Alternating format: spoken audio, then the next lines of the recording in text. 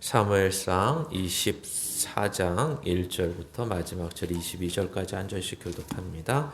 사울이 블레셋 사람을 쫓다가 돌아오매 어떤 사람이 그에게 말하여 이르되 보소서 다윗이 엔게디 광야에 있더이다 하니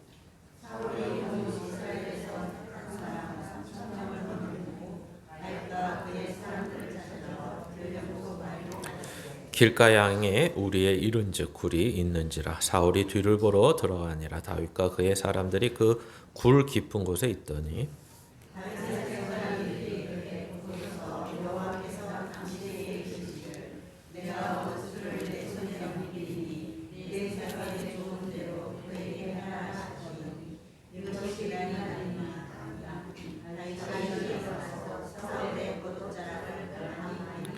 그리한 후에 사울의 옷자락 뱀으로 말미암아 다윗의 마음이 찔려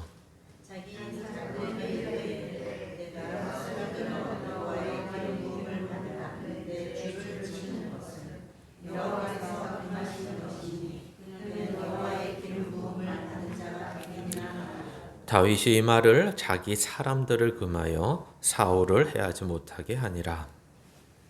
사울이 일어나 굴에서 나가 자기 길을 가니라.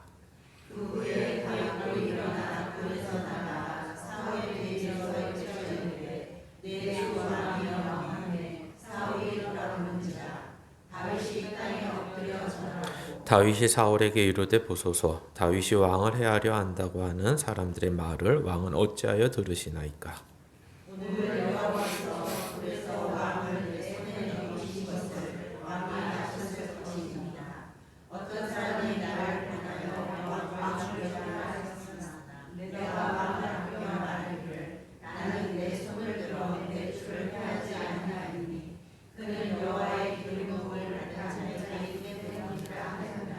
내 아버지여 보소서 내 손에 있는 왕의 옷자락을 보소서 내가 왕을 죽이지 아니하고 거독자락만 베었은즉 내 손에 악이나 죄가가 없는 줄을 오늘 아실지니이다. 왕은 내 생명을 찾아 해하려 하시나 나는 왕에게 범죄한 일이 없나이다.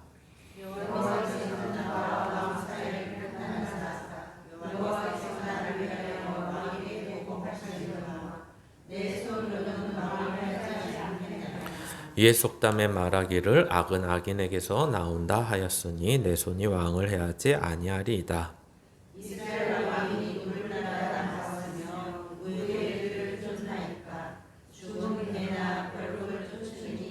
그런즉 여호와께서 재판장이 되어 나와 왕 사이에 심판하사 나의 사정을 살펴 억울함을 풀어주시고 나를 왕의 손에서 건지시기를 원하나이다 하니라.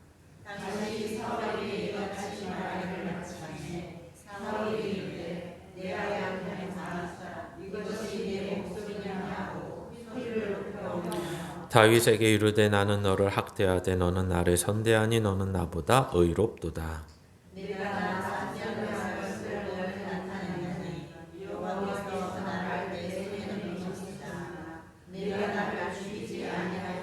사람이 그의 원수를 만나면 그를 평안히 가게 하겠느냐. 내가 오늘 내게 행한 일로 말미암아 여호와께서 내게 손으로 갚으시기를 원하노라.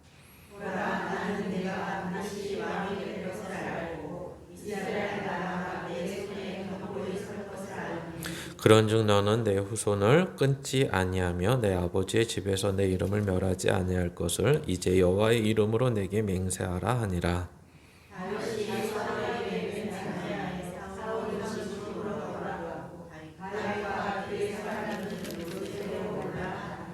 아멘. 예, 오늘 말씀의 제목은 하나님 없는 인생의 통곡입니다. 더 정확히 말하면 하나님을 아버지로 하지 않는 자의 통곡 또는 하나님을 아버지로 부를 수 없는 자의 한계 이런 것입니다. 누구 얘기겠습니까? 이제 사울의 얘기입니다. 근데 이제 사울의 얘기를 하면 이 사람은 참 불쌍하구나로 끝날 수 있지만 이것이 이제 거꾸로 얘기하면 이런 거죠. 하나님을 아버지로 둔 자의 기쁨, 하나님을 아버지로 둔 자의 운명, 하나님을 아버지로 두고 함께한 자의 축복, 이렇게 이야기할 수 있다는 거죠. 그래서 문제는 사울이 왜 이렇게 비참해졌냐가 실제는 이제 보여지는 부분도 있지만 실제는 다윗이 어떻게 사울과 다를 수 있느냐. 즉 더 나아가면 하나님을 믿고 아버지라고 부르는 자들의 삶이 얼마나 축복되고 얼마나 그 운명이 이미 정해져 있고 그것을 따라 하나님과 동행하는 삶이 얼마나 기쁜 삶이냐. 이것을 보지 못하면 오히려 이 24장에 있는 내용은 조금 의아하고 조금 난해한 내용이 된다는 것입니다. 뭐 그 이유는 간단합니다. 왜 나는 안 그렇지? 그럼 나는 뭐지? 이것도 저것도 아닌 것 같은데. 사울처럼 하나님이 아버지라고 부를 수 없는 자의 모습도 아닌 것 같고, 다윗처럼 하나님을 아버지라고 부르는 자의 모습도 아닌 것 같고, 그러면 이제 답은 뻔하죠. 어중간하신 겁니다. 뭐 마치 엘리야가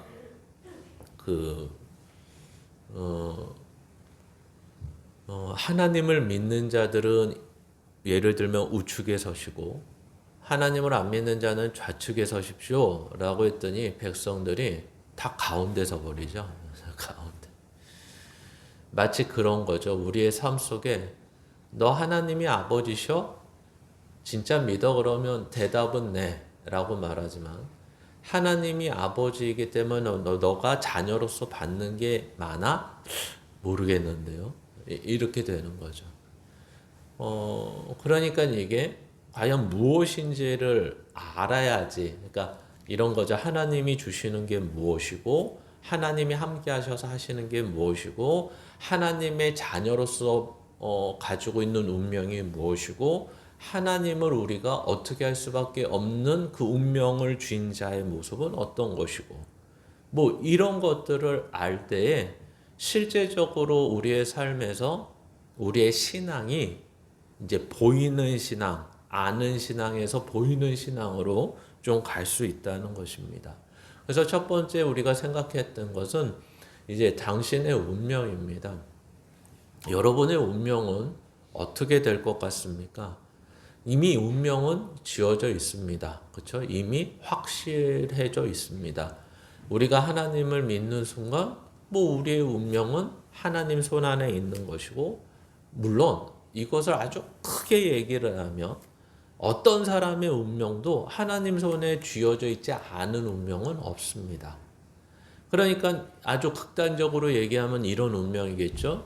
하나님을 안 믿는 자의 운명은 지옥으로 가고 하나님을 믿는 자의 운명은 천국으로 간다. 근데 오늘 얘기하는 게 그 정도였으면 얼마나 좋겠습니까?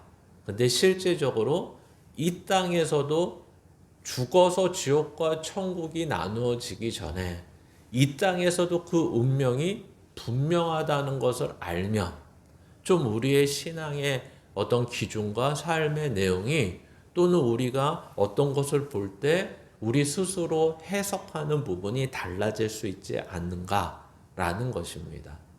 그래서 실제 우리의 운명은 단순히 천국, 지옥 정도로 나눠지는 것이 아니라 아까 이미 언급한 것처럼 하나님을 아버지라고 부르는 자, 어느 때는 하나님을 모르는 자, 또는 사울처럼 하나님은 알지만 하나님을 아버지라고 부를 수 없는 자, 이 삶의 차이라는 거죠. 그러니까 예를 들면 지금도 똑같은 거죠. 우리가 이제는 뭐 중고등학교까지 다 의무교육이니까 만약에 조금이라도 학교 생활을 하고 조금이라도 뭐 수업 시간에 들었으면 이런 건 듣잖아요. 야, 기독교에서 믿는 신은 하나님 또는 예수님이라고 한다. 불교는 뭐 부처라고 한다. 뭐 이슬람에서는 알라라고 한다. 뭐 이렇게 기본적인 얘기는 듣습니다. 마찬가지로 아는 거죠. 아, 기독교에선 신이 하나님이래. 근데 그 사람들에게는 이 하나님은 어떤 하나님이에요? 그냥 내가 책에서 배운 신이라는 여러 이름 중에 한 존재. 이 신과 나는 아무런 관계가 실제 없는 거예요. 근데 문제는 뭐죠? 이 사람이 하나님을 알고 부처를 알고 알라를 알고 또 뭐 옥황상제를 알고 다 알더라도 이런 모든 신들과 어떤 관계가 없는 자일 때 이제 이 사람은 나는 아무것도 믿지 않아 라고 말하지만 우리 입장에서 보면 어떻게 되는 거죠? 야, 지금 너한테 햇빛을 주고 지금 너한테 비를 내려주고 지금 너가 숨 쉴 수 있도록 공기를 주고 이런 모든 이 일반적인 은혜를 베푸는 게 누구라고 우리는 알고 있죠? 하나님이시라는 걸 알고 있는 거예요. 야, 이건 부처가 주는 게 아니야. 이슬람에서 믿는 알라가 주는 게 아니야. 이거는 뭐 유교나 도교나 뭐 어떤 중국의 종교 속에서 옥황상제나 어떤 뭐 극락 완성할 수 있는 어떤 존재가 주는 게 아니야. 우리 쪽에서는 그렇게 얘기하는 거죠. 이 모든 것은 너가 혹시 하나님을 아버지라고 부르지 않고 하나님을 믿지 않아도 우리가 믿는 하나님은 이 부분에 대해선 창조주시고 이 부분에 대해선 세상을 주관하시는 부분이고 그래서 하나님의 사랑과 은혜가 얼마나 크냐면 하나님이 너에게도 동일하게 이 땅을 사는 데 있어서 모든 필요한 은혜를 다 주셔. 이렇게 우리는 말할 수 있는 거죠. 근데 문제는 뭐가 아쉽다는 거죠? 이 관계가 없다는 거죠. 근데 이 관계는 어떻게 돼야 되는 거죠? 하나님이 누구여야 된다는 거예요? 아버지셔야 된다는 거죠. 그러면 이제 자동적으로 나오죠. 그럼 우리는 누가 돼야 되는 거죠? 그 자녀가 돼야 된다는 거예요. 그럴 때만 누리는 특별한 것들이 있다는 거죠. 그 특별한 것에 아주 특별한 것은 구원이라는 것이고 아까 말씀드린 것처럼 그 구원을 받은 자는 천국에 가는데 그 천국이 끝이 아니고 이 땅에서도 구원받은 자가 이제 우리한테 유리하게 얘기하면 이렇게 얘기하는 게 낫겠죠. 누리는 혜택이 있다는 거예요. 하나님이 아버지라는 이유 때문에 내가 하나님의 자녀가 된 것이기 때문에 누리는 혜택들이 있다. 그러면 혜택이라고 말한 이유는 뭐죠? 이쪽에 하나님은 신이라고 생각하는, 믿는 것도 아니고 그냥 아는 사람에겐, 그리고 그 하나님이 햇빛과 비를 주신다고 생각도 안 하는 사람에게도 하나님은 이런 하나님의 놀라운 은혜를 주시는 분인데, 하나님은 동일한 그런 은혜도 주시지만 더 나아가서 특별한 혜택, 특별한 은혜도 더 주시는데 그게 구원인데 그 구원이 천국과 지옥만 가는 구원이 아니라 이 땅에서 아버지와 자녀의 관계 속에서 누릴 수 있는 운명의 내용들을 우리에게 주시고 계시다. 이런 거죠. 이게 오늘 본문을 이해하는 내용입니다. 그래서 우리의 운명은 단순히 나눠져 있다. 천국과 지옥이 있다 정도가 아니라 이 땅에서도 그 하나님은 아버지로서 이 자녀와 함께 하시고 우리는 하나님이 아버지로서 그분을 의지하며 붙잡을 수 있는 관계가 되어 있다. 이렇게 설명을 하고 있는 것입니다. 그러니까 상당히 이 관계라는 게 굉장히 중요한 거죠. 그러니까 옆집 아저씨냐 우리 아버지냐 이런 거겠죠. 실제는. 근데 아저씨라는 영화를 보면 뭐 아버지보다 낫죠. 옆집 아저씨가. 근데 지금 설명은 그런 아저씨 말고 진짜 사랑이 많고 능력이 있고 모든 걸 창조하시고 우리를 죄에서부터 구원하시고 한 모든 것에 이제 우리는 하나님 하고 부르는 정도가 아니라 그분을 아버지라고 부르고 그분은 우리를 보고 사랑하는 아들아, 사랑하는 딸이라고 부르는 그 관계가 이 땅에서는 어떤 운명을 이야기해 주고 있느냐 이 얘기를 하는 것입니다. 그래서 이제 다윗의 이야기는 계속해서 도망자의 모습이지만 그 도망자의 모습 속에서 그 믿음이 자라나는 모습도 보여주고 우리에게는 더 큰 것은 다윗의 믿음이 자라나는 건 그 사람 입장이고 미안한 얘기지만 하나님이 다윗에게 하신 것처럼 또 다윗이 하나님께 하는 것처럼 우리의 신앙과 믿음도 그런 식인 것을 알 뿐만 아니라 다윗이 그렇게 한 것처럼 우리의 믿음도 같이 자라나야 된다. 그리고 다윗과 하나님의 관계 속에서 일어난 문제는 어떤 큰 사건의 하나, 옛날 위인전의 한 부분이 아니라 지금도 살아계셔서 나와 함께 하시면서 다윗에게 하신 것이 바로 나에게도 동일하게 하고 계시다는 것을 믿고 보는 데까지 갈 때, 그리고 다윗이 반응하는 것처럼 할 때, 우리는 그것이 다윗의 믿음이 아닌 바로 나의 믿음이 된다라는 것을 잊으시면 안 될 것 같습니다. 그래서 오늘 본문으로 들어가면 이렇게 되죠. 이제 다윗 마음의 확정이라고 한번 소주제를 적어봤습니다. 왜냐하면 이따가 이제 다윗의 이러한 내용은 많은 부분이 뭐와 연결되어 있냐면 시편의 내용과 연결이 되어 있습니다. 그래서 오늘의 내용은 구체적으로 엔게디 굴에서 이렇게 표현은 하진 않지만 이제 굴에서, 그래서 시편 57편의 표제가 다윗이 사울을 피하여 굴에 있던 때이거든요. 나중에 보시겠지만 그 굴이 여러 굴이 있습니다. 그래서 우리가 앞에서 봤을 때 굴도 있고 오늘 엔게디 굴도 있고, 그래서 굴 안에 있을 때 이 다윗의 마음을 알 뿐만 아니라 다윗이 고백하는 내용도 충분히 아는데, 우리가 아까 좀 찬양을 들으신 분들은 알겠지만 내 마음이 확정되고 확정되어 싸우니, 이 찬양, 모든 상황 속에서라는 찬양 속에서 이 시편 57편 7절의 내용이 내 마음이 확정되고 내 마음이 확정되었사오니 나는 주를 찬송하리로다. 그러니까 어느 때 그렇게 하냐면 바로 엔게디 굴 안에서, 지금 여기서는 마치 무슨 스파이나 어떤 게릴라나 어떤 은밀한 모습처럼 보이지만 실제 엔게디 굴 안에 있는 그들의 모습은 피해 있는 부분이고 도망쳐 있는 부분이 있기 때문에 다윗은 엔게디 굴 안에 있을 때 마음이 어떠냐면 두렵다고 이야기합니다. 이렇게 하나님이 함께 하시고 하나님의 난 자녀가 하나님이 기름 부은 자니까 뭐 덤빌테면 덤벼라. 내가 옛날에 어렸을 때 몇 년 전에 이미 골리앗을 때려잡은 사람이야. 아무도 덤비지 못했을 때 골리앗을 때려잡은 사람인데 내가 뭐가 무서워? 이러지 못하고요. 그냥 사울의 눈을 피해서 사울이 군사를 3,000명을 데리고 왔거든요.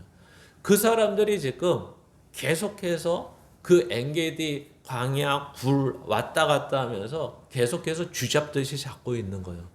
근데 여기서 말하는 엔게디 굴이라는 것은 지금 이스라엘 같은데 사실적으로 증명된 굴 길이 중에 가장 긴 굴은 한 60km까지 됩니다. 굴의 길이가. 그러니까 옛날 우리 뭐 제1땅굴, 제3땅굴 혹시 땅굴 가보셨습니까? 그리고 북한이 남한까지 땅굴 판 길이처럼 60km까지 되고, 그래서 대부분의 이 엔게디 굴은 좀 험악한 지역이며 자연굴도 많고 임의로 판 굴도 좀 있습니다. 왜냐하면 옛날 유목민들이 양을 데리고 이렇게 말 그대로 돌아다니면서 먹이잖아요. 그럴 때 이게 한번 나오면 그날 먹이고 들어가는 게 아니라 여기까지 나오면 며칠 있다 가면 비도 피해야 되고 뭐 그 광야다 보니까 저녁에 추위도 피해야 되고, 이러다 보니까 양이 10마리가 됐든 뭐 30마리가 됐든 또 사람들도 같이 있으면 항상 천막을 치거나 움막을 질 수 없기 때문에 이제 동굴 안으로 들어가는 거죠. 그래서 길이만 긴 굴만 있는 것이 아니라 이제 넓이나 그 안의 규모가 생각보다 큰 굴들이 있었던 것 같습니다. 지금도 마찬가지고요. 그래서 이제 양들이 피하는 굴, 그래서 양의 굴이다라고 말하는 것입니다. 그래서 다윗의 마음이 확정이라는 것은 오늘 1절부터 15절까지의 내용을 좀 축약해서 설명을 드리는 건데요. 그 엔게디 동굴 안에 우리가 저번 주에 들은 것처럼 이미 이제 사울이 다윗을 다 잡았네 라고 했는데 그때 무슨 일이 벌어지죠? 블레셋이 쳐들어왔다는 얘기를 듣고 이제 군사를 이동시켜서 블레셋을 내쫓으려고 갑니다. 근데 블레셋과의 관계가 어떻게 됐는지 모르겠지만 어느 정도 정리가 된 것 같고 그 정리가 되자마자 어떻게 하죠? 쉬는 것이 아니라 다시 돌아가지고 바로 다윗을 잡기 위해 지금 엔게디까지 왔다는 것이고 이렇게 힘들게 오다 보니까 이제 엔게디 동굴 안에 혼자 쉬러 갔는지 용변을 보러 갔는지 정확히 이 내용을 가지고는 모르겠습니다. 왜냐하면 원문에 보면 발을 가리고 있다 사울이 이런 식으로 표현하거든요. 그러니까 유대인들의 발을 가리는 것은 이제 잠잘 때 아니면 용변을 볼 때 그 표현을 이게 유대인들도 약간 교양이 많았나 봐요. 그렇죠? 그러다 보니까 이런 표현을 썼는데 그래서 정확히 그 구란에 무엇을 알아 들어갔는지 모르지만 가장 성경이 이야기하고 싶은 것은 혼자밖에 있을 수 없는 시간이었다. 사울이 3,000명의 군사도 있고 여러 장교나 참모들도 있는데 그들을 대동하고 동굴 안에 들어간 것이 아니라 어찌되었든 간에 혼자밖에 있지 못하는 시간, 그 상황을 설명하는 것이고 근데 동굴이라는 데가 지금처럼 여러분이 무슨 광명동굴을 가면 동굴이 환하잖아요. 근데 그거는 이제 상식적이지 않은 동굴. 그렇죠? 우리를 관광하기 위한 동굴이고 실제 동굴에 가면 이제 불빛 하나 잘 안 보이는 거죠. 특별히 우리가 예를 들면 뭐 해가 쨍쨍할 때도 깊은 터널을 통과할 때 그 터널을 바로 들어가면 어떻게 되죠? 눈이 바로 반응을 못 하니까 더 껌껌하게 보이고 서서히 밝게 보이는 거죠. 근데 엔게디 동굴이 이게 실제 다윗과 사람들이 이제 나중에 우리가 400명이 뭉쳤지만 나중에는 600명이 되지 않습니까? 그러면 진짜 다윗과 그 600명이 그 지금 사울이 들어간 동굴에 다 있었다는 얘기인지 아니면 일부만 있었다는 얘기인지 그것도 잘 모르겠습니다. 근데 어쨌든 다윗과 다른 사람들이 엔게디 동굴 안에 있었고 그리고 사울 왕이 쉬려고 들어왔는지 뒷일을 보러 왔는지 혼자만 들어왔는데 거기에서 의견이 충돌되는 거죠. 하나는 어떤 의견이죠? 사람들은 다윗에게 하나님이 사울을 우리 손에 붙여주셨습니다. 이 말은 뭐죠? 이제 사울을 죽일 당신을 위협하는 사울을 죽이고 이제 변혁을 일으키고 혁명을 일으키는 시간이 됐습니다. 다 하나님이 기회를 주신 겁니다. 이런 사람들이 있는 것이고 근데 다윗은 여기에서 어떻게 했다는 거야? 아니다. 여호와의 기름 부음 받은 자를 내 손으로 처리를 하는 것. 그게 죽이는 것이 되었던 재판을 하는 것이 되었던 목덜미를 잡는 것이 되었던 그것은 내가 할 일이 아니야 라고 말하는 것입니다. 그런데 이제 슬그머니 가서 뭘 했다는 거예요? 옷자락을 슬그머니 뱉다는 것입니다. 그러면 우리는 또 이렇게 생각하죠. 야, 옷자락을 베는데 왜 모르지? 변비였나? 아니면 거기에 집중하느라고 뭐 아니죠. 그때 옷을 이해하시면 되죠. 옷 자체가 왕의 옷이고 그리고 우리식으로 말하면 그때 유대인의 옷은 거의 뭐 이 왕이기도 하니까 또 긴 원피스처럼 이렇게 또 그것이 이미 발까지 덮은 상태로 흘러 내려왔으니까 더 감각할 수 없는 상황 속에서 이제 옷자락만을 베었습니다. 근데 다윗이 어떤 마음을 갖냐면 그 옷자락만을 벤 것만 해도 어때요? 양심의 가책을 받습니다. 왜냐하면 여호와의 기름 부음 받은 자에게 그렇게 했다는 것 자체, 자기가 어떤 짓을 했다는 자체에 이미 가책은 받지만 우리가 잘 알다시피 이 옷자락을 팬 이유는 무엇일까요? 11절에 한번 가서 보시겠습니다. 같이 읽습니다. 11절 시작. 내 아버지여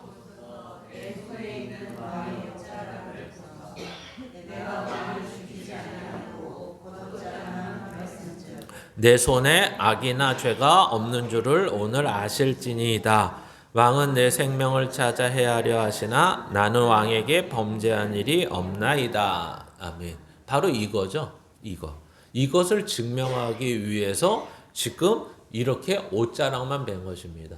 또 이것만 증명하려는 것이 아니라 이미 오해가 있었다는 거죠. 어떤 이제 사울의 주변 사람들이 이제 권력이 있는 사람 옆에는 항상 간신이 있고 또 간신이 있는 이유는 말도 안 되는 내용을 퍼뜨리기 때문에 있는 것입니다. 그러니까 자꾸만 사울이 다윗을 죽여야 되는 명분을 주변에서 원래 없는 얘기인데 만들어내죠. 다윗이 사울 당신을 지금 죽여서 왕이 되고자 합니다. 이런 것들을 이 내용 속에서 보면 있는 거죠.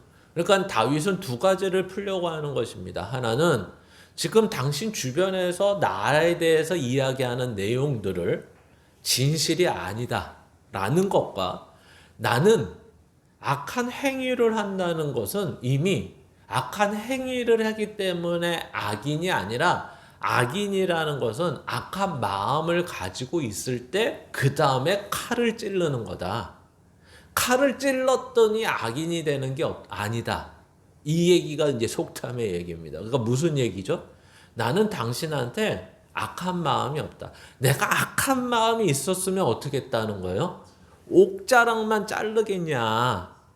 네 목을 자르지. 아, 이게 19세 들어가는 19세 폭력적인. 네? 옷자락만 자르겠냐? 그렇지 않는다.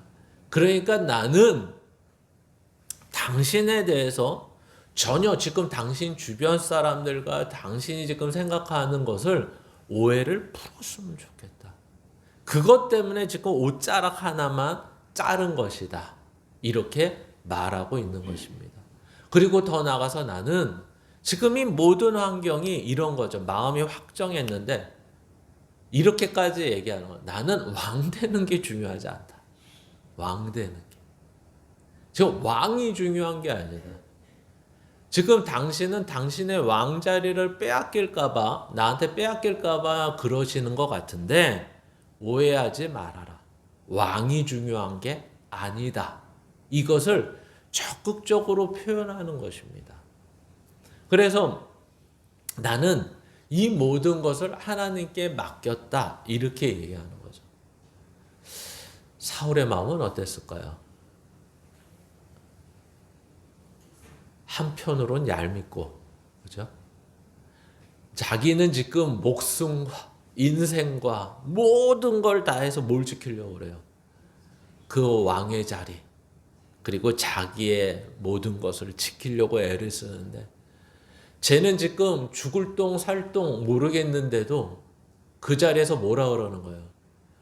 당신하고 나는 싸울 이유가 없다. 나는 당신을 죽일 기회가 있어도 당신을 죽일 이유가 없다. 하나님이 하실 일이다. 하나님이 판단하신다. 하나님이.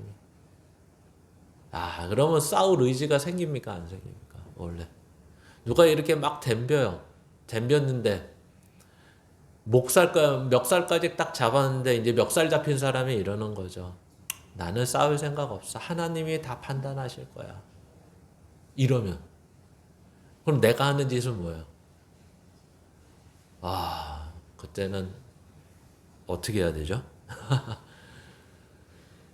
사울은 한편으로는 그렇게 들었던 것 같습니다. 한편으로는. 그러니까 마음이 힘들죠. 마음이 힘들어요. 내가 저렇게 열심히 공격하고 죽이려고 그러고 내 것을 지키기 위해서 아둥바둥 하는데 다윗은 다른 거죠. 그것이 빈정이 상했든지 아니면 마음에 힘이 들든지 어떻게 하든지 그거는 사울의 이야기는 정확히 표현되지 않기 때문에 모르겠지만 오늘 본문 안에 이제 두 번째 내용으로서 사울의 이제 통곡이 그래서 나오는 것입니다. 이 통곡은 대부분의 사람들은 뭐라고 얘기하냐면 이게 대부분의 사람으로서 얘기를 해야 되는데 뭐 일시적 회개다.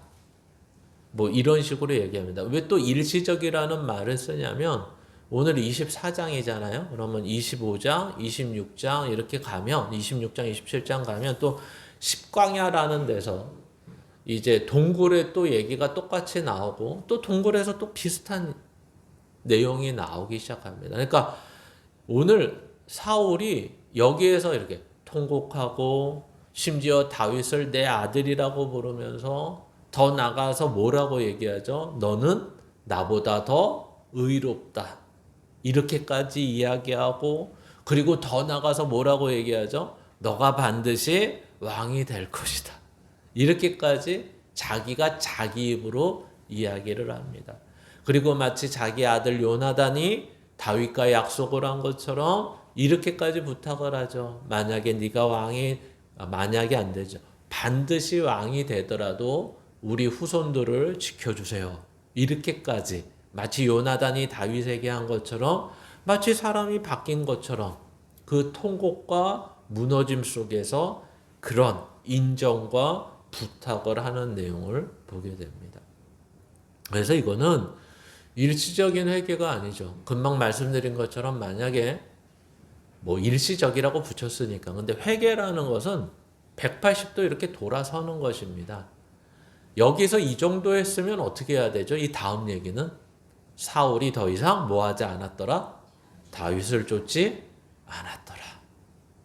그리고 다윗도 더 이상 사울의 마음을 건들지 않았더라.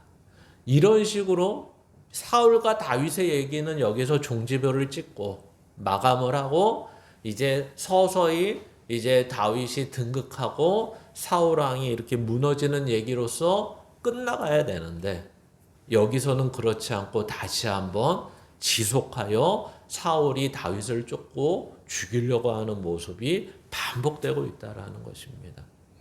그러나 사울은 알죠. 이런 거예요.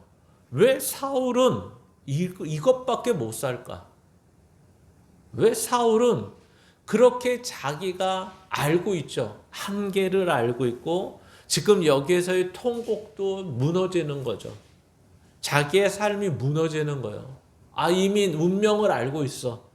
제가 왕이 될 거야, 제가. 그리고 나는 그냥 이스라엘 사람들에게 잊혀지면서 죽을 거야. 근데 또 걱정되는 건 내 후손들도 걱정돼. 내가 지켜줄 수 없어.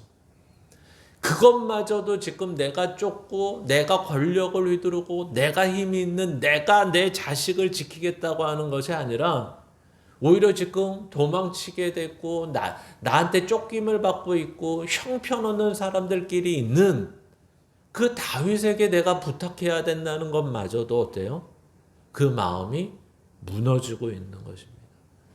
그러면 무릎을 꿇고 다윗, 당신이 그냥 왕하세요. 이미 운명은 정해져 있고 하나님이 정하신 거니까 하시면서 이 모든 것을 좀 지켜주세요. 무릎 꿇고 해도 들을까 말까 한데, 그리고 다윗 보고 당신은 나보다 더 의롭습니다라고 이미 결론도 다 냈고 다 했는데 그렇게 하지 못하는 이유는 무엇일까라는 거죠.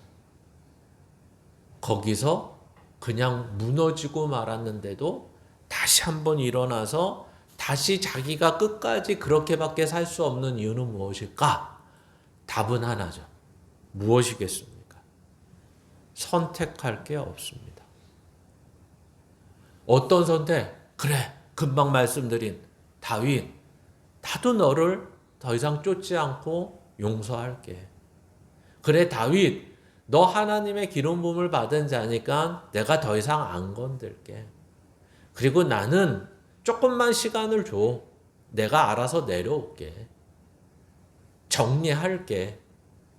그리고 자기의 권력을 포기하고 왕권을 내려놓고 그리고 자기의 삶에서 용서를 하고 내려놓음이 있고 하는 것에 대해서 뭐 하지 못한다고요? 선택할 수가 없어요. 왜? 그 삶에는 그런 게 없거든요.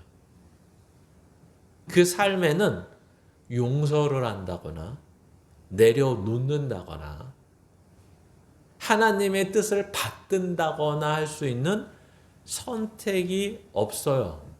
왜? 하나님이 사울에게는 아버지가 아니시기 때문에 그래요. 그에게는 하나님이 하나님의 것을 준 것이 없기 때문에 그래요. 그가 받은 것은 뭐밖에 없죠? 아까 하나님이라는 이름은 알지만 하나님이 주셨는데도 하나님이 주신 건지 모르는 사람들이 많잖아요. 하나님이 뭘 주셨다고요? 햇빛도 주시고 공기도 주시고 다 주셨잖아요. 근데 이 사람들한테 물어보세요. 야, 그거 하나님이 주셨어. 너가 지금 하나님의 자녀가 아니고 하나님을 안 믿는데도 이거 하나님이 주셨다고. 그러면 그 사람들, 아유, 이제 알았네. 나는 이때까지 이게 그냥 세상이 뭐 빙하기가 있고 몇 억년이 거치고 뭐가 하고 이러면서 자연스럽게 그 시간이 흘러가고 자연적 어떤 충돌과 어떤 모습 속에서 이렇게 나한테 그냥 주어진 줄 알았네 라고 하면서 야, 나도 너네 하나님이 주신 걸 나한테도 더 말을 해줘봐. 이런 사람이 있을까요? 없을까요? 없죠. 왜? 그 사람들은 하나님을 믿을 수도 없고 그 사람들은 하나님을 아버지라고 말하지도 않고 하나님과 아무런 관계를 모르기 때문에 그런 것입니다. 그러니까 이 사람들은 자기의 삶을 누가 책임져야 된다는 거예요. 자기 스스로 책임을 지어야 돼요. 그래서 많은 영화들의 빌런, 악인들이 나오면 그 악인들이 항상 자랑하는 게 뭐죠? 내가 이 자리까지 어떻게 왔냐? 딱 그 뒤엔 얘기가 뭐예요? 나 치려고 하는 사람 누르고, 나 죽이려고 하는 사람 먼저 죽이고, 뭐 이런 식인 거죠. 내가 나를, 다른 사람은 믿으면 안 되고, 내가 나를 잘 보호하고, 지키기 위해서 힘을 갖고, 돈을 갖고, 권력을 가져야지만 내가 나를 지킬 수 있다라고 생각하는 사람들인 것입니다. 그러니까 우리가 전에 얘기한 것처럼 우리도 자꾸만 그쪽으로 가죠. 하나님을 아는데도 그쪽으로 가요. 어떤 식으로? 하나님, 돈을 주셔야지 지키죠, 인생을. 하나님, 건강을 주셔야지 인생을 지키죠. 그러니까 우리는 자꾸만 하나님, 하나님의 사람으로 사는 것으로 기쁩니다. 즐겁습니다. 이러질 않고 이 사람들이 자기를 지키려고 하는 내용과 수단과 방법과 이런 것을 동일하게 우리는 다른 게 못밖에 없냐면 하나님한테만 바라는 거예요. 전에는 이런 걸 어떻게 얻으려고 그랬어요? 내 힘으로, 내가 노력해서. 근데 어느덧 하나님을 믿는 순간에는 이제 방향만 바뀐 거예요. 요구하는 대상만 바뀐 거예요. 그러면서 그것을 복음으로 알고 있고 그것을 은혜라고 알고 있는 사람들이 너무 많은 거예요. 예전에는 내 힘과 행운과 이런 것으로 누구의 도움과 금수저가 되면 더 좋고 이런 식으로 얻은 것들을 이제 나는 복음을 받아서 하나님이 주시는 것으로 채울 수 있어. 이렇게 잘못된 생각을 가지고 있는 사람들이 많은 거죠. 그것을 오늘 다윗은 깨버리는 거예요. 오늘 그 내용을. 하나님이 나는 달라 그러지도 않았는데 하나님이 괜히 우리 집에 오셔서 그리고 그때 난 집에도 없었는데 끝까지 날 불러가지고 기름 부음을 받는 바람에 인생이 지금 이렇게 꼬여가지고 있는 거잖아요. 10여 년을 지금 벌써 10년 이상을 이렇게 꼬여서 다니는 거예요. 그냥 내 인생은 양이나 치고 시나 읊고 자작자작하게 이 땅을 살면 됐는데 그게 아니라 하나님이 사무엘 선지자를 통해서 기름 부음을 한 그날부터 인생이 꼬이기 시작하더니 이렇게 됐다. 성경은 그렇게 얘기를 하진 않죠. 다행히. 그럼 어떻게 얘기하죠? 하나님이 이렇게 왕으로 삼아주셨는데 그러면 이제 하나님, 다윗이 예를 들어서 기도를 할 때 이렇게 기도하는 거죠. 하나님, 그때 세워주셨잖아요. 저 도망치는 것 너무 힘들어요. 가족과 헤어져 있는 것도 너무 힘들어요. 먹고 사는 것도 너무 힘들어요. 이제 20대하고 달라요, 몸이 하나님. 30대가 되니까. 너무 힘들어요. 이러면서 그럼 그 다음에 원해야 되는 게 뭘까요? 둘 중에 하나를 보통 원해야죠. 여러분 같으면 뭘 원하시겠습니까? 저 같으면 둘 중에 하나를 원하죠. 이 자리에서 죽이든지 아니면 빨리 뭐가 되게 해줘야 돼요? 해주기로 했으니까 나는 원하지 않았는데 하나님이 해주기로 했잖아. 그러면 어떻게 해요? 빨리 왕이 되어 더 이상 쫓겨다니는 신세에서 면할 뿐만 아니라 통치하는 자, 편안한 삶, 가족과 함께하는 저녁이 있는 삶을 허락해 주셔야 될 거 아니에요. 그러면 이제 문제는 여기 있는 거예요. 다윗이 그렇게 기도했을까요? 아니, 저와 여러분은 그렇게 기도하잖아요. 그렇죠? 아, 저만 그렇게 기도하나요?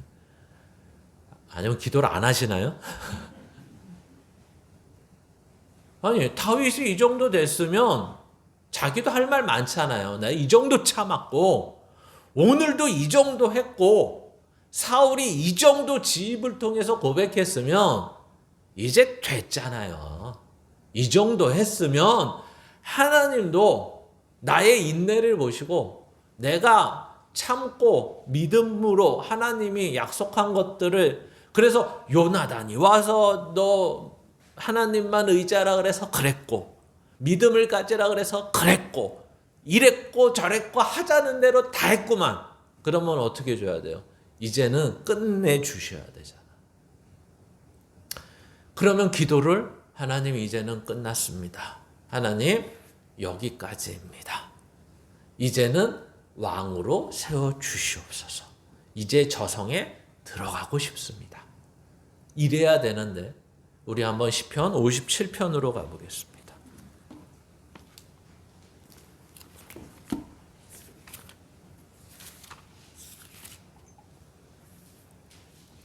시편은 이제 11줄밖에 안 되기 때문에 시편 57편 다 찾으셨습니까? 우리 한 절씩 교독합니다. 하나님이여 내게 은혜를 베푸소서. 내게 은혜를 베푸소서. 내 영혼이 주께로 피하되 주의 날개 그늘 아래서 이 재앙들이 지나가기까지 피하리이다.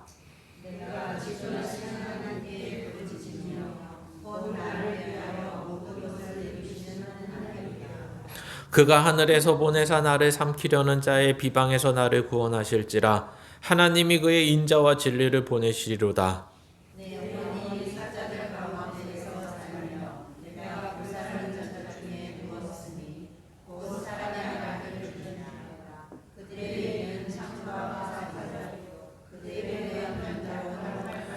하나님이여 주는 하늘 위에 높이 들리시며 주의 영광이 온 세계 위에 높아지기를 원하나이다.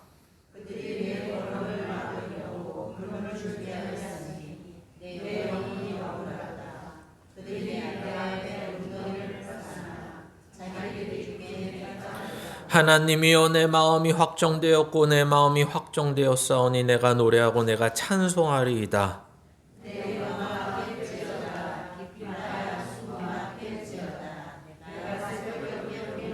주여 내가 만민 중에서 주께 감사하오며 문나라 중에서 주를 찬송하리이다.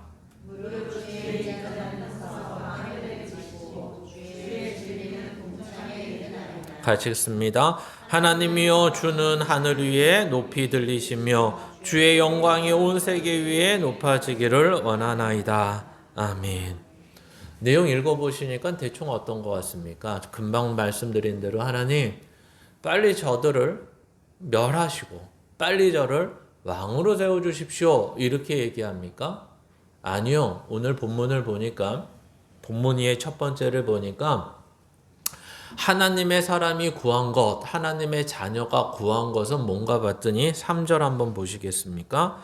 하나님이 그의 인자와 진리를 보내시리로다. 이렇게 개역 개정판 우리가 읽는 것은 이렇게 표현을 했는데 이제 새 번역은 이렇게 표현을 합니다. 오 하나님, 주님의 사랑과 진실을 보내어 주십시오. 하나님, 천군 천마를 저에게 주십시오. 하나님, 악한 자들을 물리칠 수 있는 천사의 군사를 저에게 주십시오. 하나님, 저에게 창과 칼을 주십시오.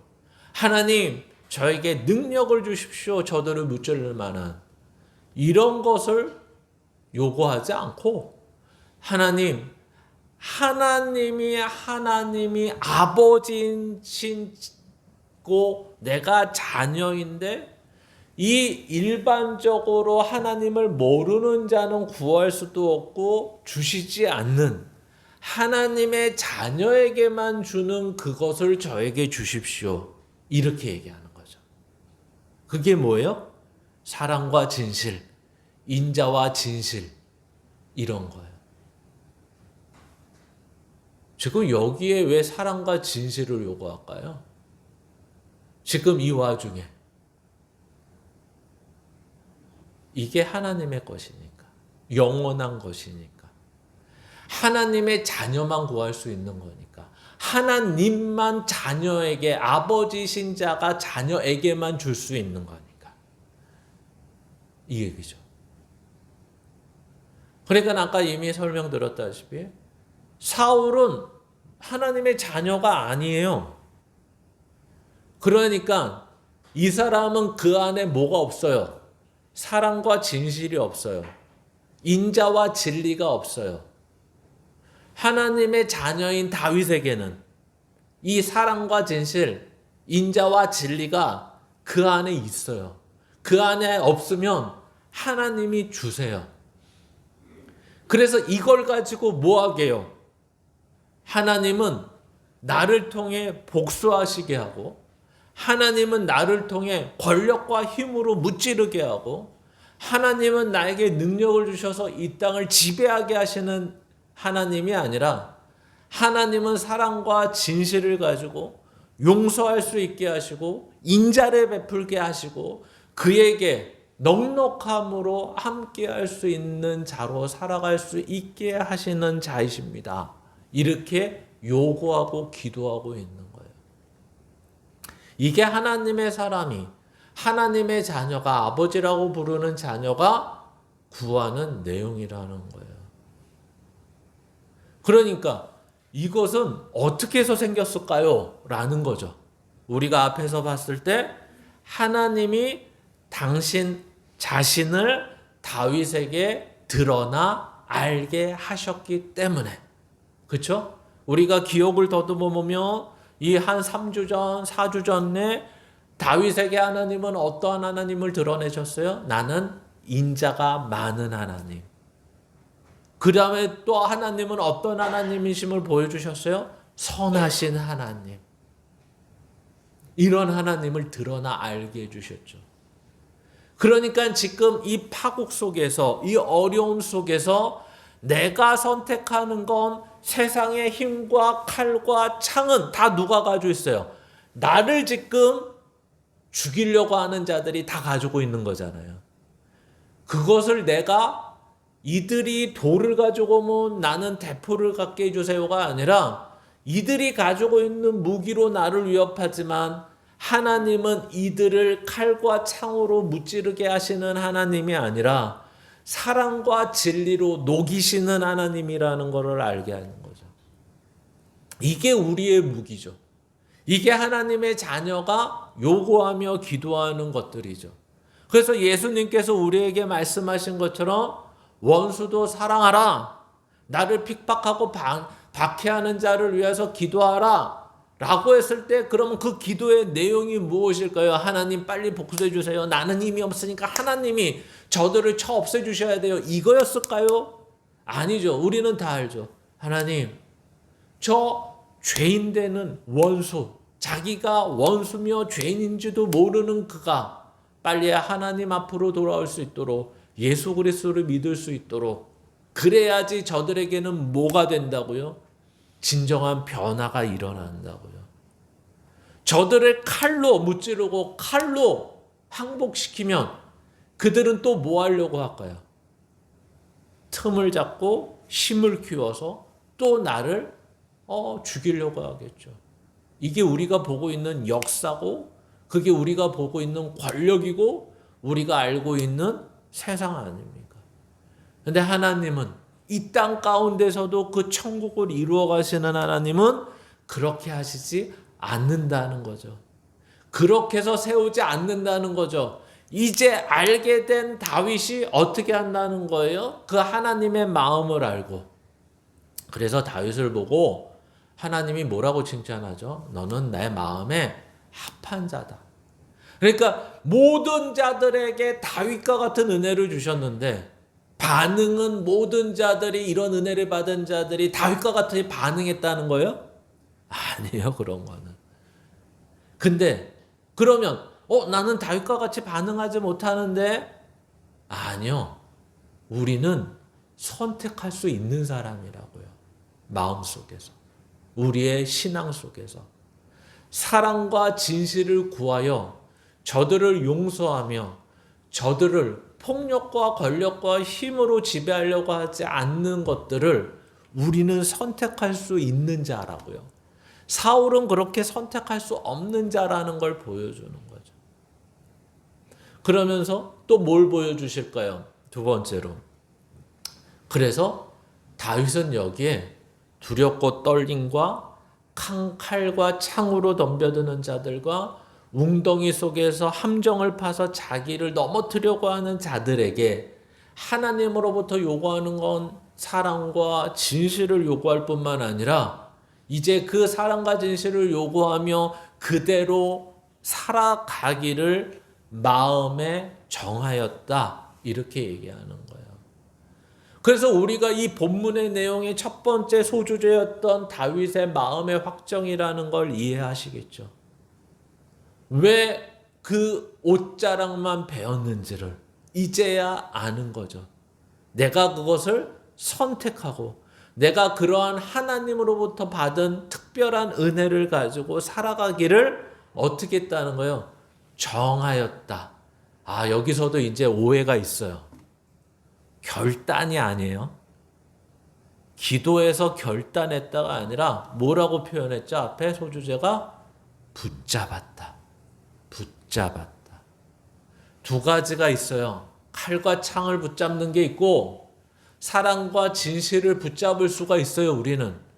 사울은 칼과 창밖에 붙잡을 수가 없어요. 사랑과 진실이라는 것은 그의 삶의 선택에 없어요. 왜? 죄인이기 때문에. 근데 우리는 있어요. 사랑과 진실이라는 게 있어요. 그거를 결단하는 게 아니라 뭔 차이라고요? 붙잡는다고요. 우리에게 결단이라는 것은 없는 것을 세우는 것을 말하고요. 붙잡는다는 것은 있는 것을 선택하고 있는 것으로 반응하는 걸 말하는 거예요. 저와 여러분이 하나님의 자녀라면 우리에게는 항상 뭐가 있어요? 사랑과 진실이 우리 안에 있어요. 우리 안에 용서가 있어요. 우리 안에 인내가 있어요. 우리 안에 오래 참음이 있어요. 우리 안에 있다고요. 없다고 생각하시면 달라고 하시면 된다고요. 그러면 그 주신 것을 믿고 뭐 하시면 되는 거예요? 붙잡으셔야 된다. 다윗이 위대한 사람이 아니에요. 무슨 하나님 앞에 믿음으로 요구하고 믿음으로 결단하고 해서 지금 이런 걸 하는 것이 아니라고 설명을 하는 거예요. 다윗도 우리과 같은 자인데 왜 이렇게까지 됐냐라고 하는 것은 하나밖에 이유는 없어요. 하나님이 누구신지 하나님이 드러나 알게 하시고 경험케 해주셨다.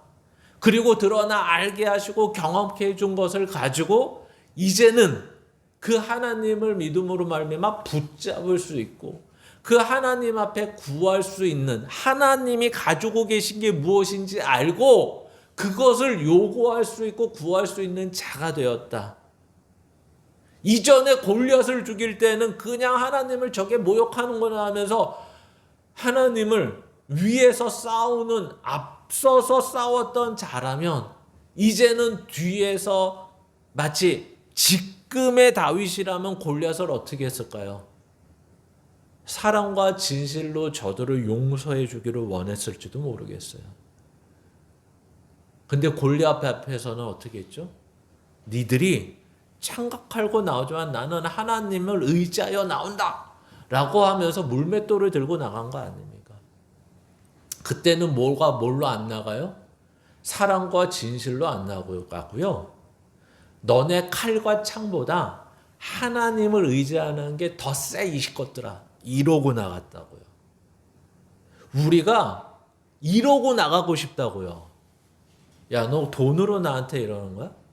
얼마면 되니 이런 사람한테, 그죠? 너 지금 힘 가졌다고 나한테 이러는 거야? 우리 하나님은 더 세. 너 아무것도 안 해. 우리 하나님은 더 세.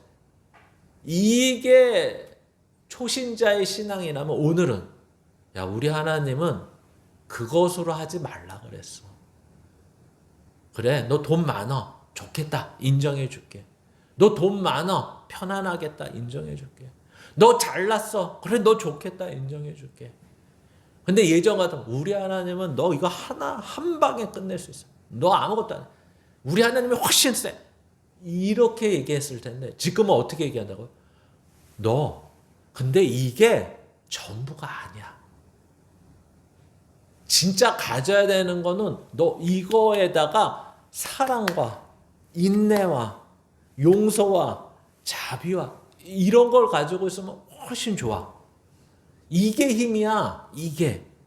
이렇게 얘기하는 거죠. 이제야 다윗은 아는 거죠. 이걸 붙잡는 거구나. 하나님이 더 힘세다는 걸 붙잡고 저걸 물리치는 게 진정한 신앙이 아니구나를 알게 되는 거예요.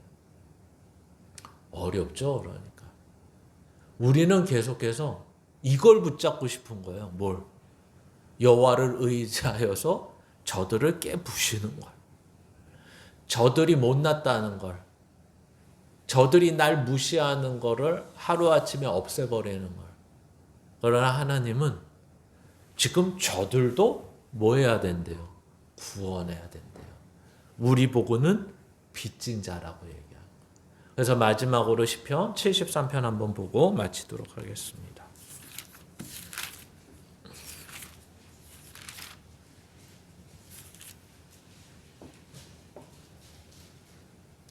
우리 다 읽으면 좋겠지만 시편 73편은 우리가 잘 알다시피 우리가 몇 번을 인용했죠.